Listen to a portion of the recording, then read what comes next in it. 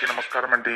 మన సాయినాథుడి దయ వల్ల అందరూ సంతోషంగా ఉండాలి అని మనస్ఫూర్తిగా కోరుకుంటూ ఈ వీడియో స్టార్ట్ చేస్తున్నాను.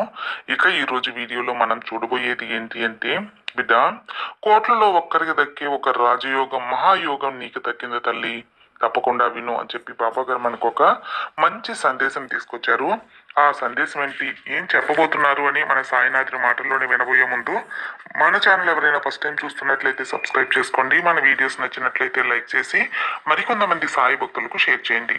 ఇక ఈరోజు బాబా గారు మనకేం చెప్తున్నారంటే, తల్లి, నువ్వు అందరితో బాగుంటావు, అందరూ మేలు కోరుకుంటావు, అందరూ కావాలని ఆరాటపడతావు, కానీ నీ వెనుక మాత్రం నీ గురించి మాట్లాడేది నీకు వ్యతిరేకంగా ఉండే విధంగా ఉంటుంది. అది నీకు తెలిస్తే తట్టుకోలేవు తల్లి. అందరూ మంచివారు అని నమ్మి నువ్వు అందరితో మాట్లాడతావు, చక్కగా అందరి బాగు కోరుకుంటావు. అయితే నిన్ను ఎదిరించి మాట్లాడుతున్నారనో, ఎవరైతే నీకు వ్యతిరేకంగా ఉంటున్నారనో వారిని కూడా నమ్మచ్చు. కానీ నీ ముందు నీ మాట, నీ వెనుక నీ గురించి మాట్లాడే సరిలేని మాటలన్నీ నీకు తెలిస్తే చాలా బాధ అనిపిస్తుందమ్మా నీకు. నాలాంటి వారిని మీద నమ్మకం అనేది పెట్టుకోవడం చెయ్యవద్దు. అలాంటి వారిని నీకు కనిపించేలా నేను చేస్తాను. ఎవరికి అన్యాయం తలవని నీకు ఎలాంటి ఆపద రాకుండా చేస్తాను. నువ్వు మంచి మనసుతో, నిష్కల్మషమైన మనసుతో ఉన్న నీకు ఎవరైనా ఆపద, ఎవరైనా నిన్ను వెనక ఒక మాట అంటున్నారంటే ఈ సాయే తట్టుకోలేని తల్లి. అలాంటిది నువ్వు తట్టుకోగలవా చెప్పు? వారి ముందు మంచిగా బతకాలమ్మా నువ్వు. నీ బాబా నీకు తోడుగా ఉంటాను, నీకు కాపలాగా ఉంటాను. అందరూ నిన్ను చూసి గర్వపడేలా, గర్వించేలా నేను చేస్తాను. అందరూ నిన్ను మెచ్చుకునేలా, అందరికంటే నిన్ను గొప్ప స్థాయిలో ఉంచేలా చేస్తాను. ఇప్పుడు ఓటం వచ్చిందని బాధపడవద్దు. ఓటం వచ్చినా సరే దానిని తట్టుకునే శక్తి నీకు ఇస్తాను కదా తల్లి.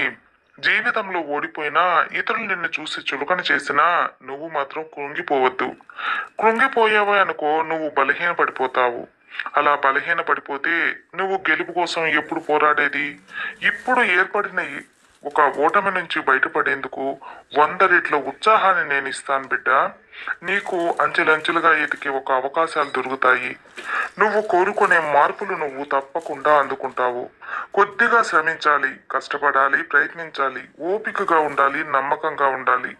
అన్నీ చేస్తేనే నీకు కావలసిన మంచి స్థానం నీకు దక్కుతుంది.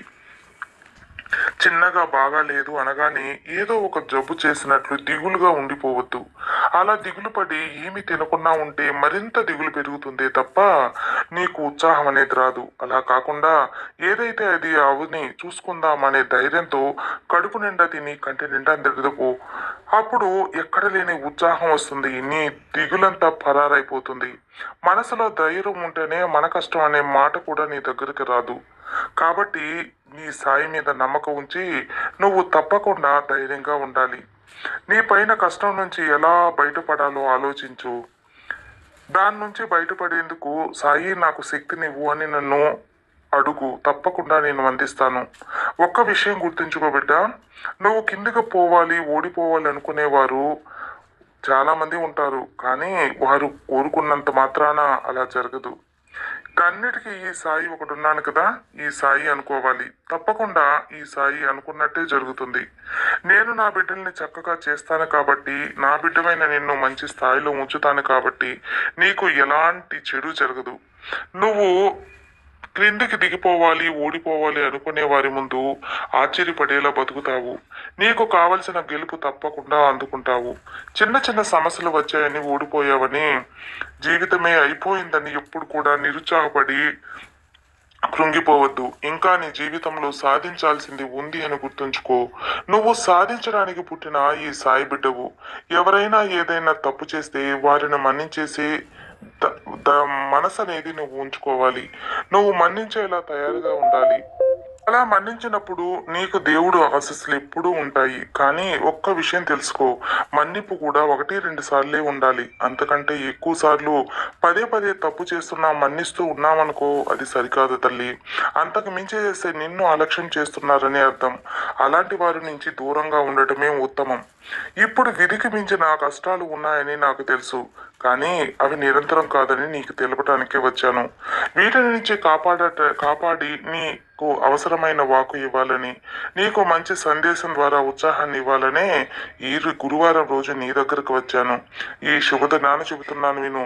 నిన్ను చుట్టుముట్టిన చెడు విషయాలన్నిటినీ సరిచేసి అన్ని చెడులను తొలగించేస్తాను కదా. నీ బావ నీతో ఇదంతా ఎందుకు చెబుతున్నాను? నా బిడ్డంటే నాకు ఇష్టం కాబట్టి. ఇవన్నీ కూడా నీకు లేకుండా చేసి సంతోషం ఆనందం మాత్రమే నీకు కలిగింప చేస్తాను. ఇది అలా చేయాలని ఈ బాబా ఆరాటం తల్లి. ఇప్పుడు నీ జీవితంలో వచ్చే మార్పుతో నీకు ఒక మహాయుగం రాబోతుంది. ఆ రాజయుగంలో అడుగు పెట్టబోతున్నావు. నీ కన్నీరంతా ముత్యాల లెక్క మారి నీ జీవితం బంగారుమయంగా మారుతుంది. నన్ను నామస్మరణే చేస్తూ పనుకుంటావు కాబట్టి తప్పకుండా ఈ సాయి దర్శనం నీకు కల్పిస్తాను. ఈ సాయి ఉండగా దిగిలేందుకు?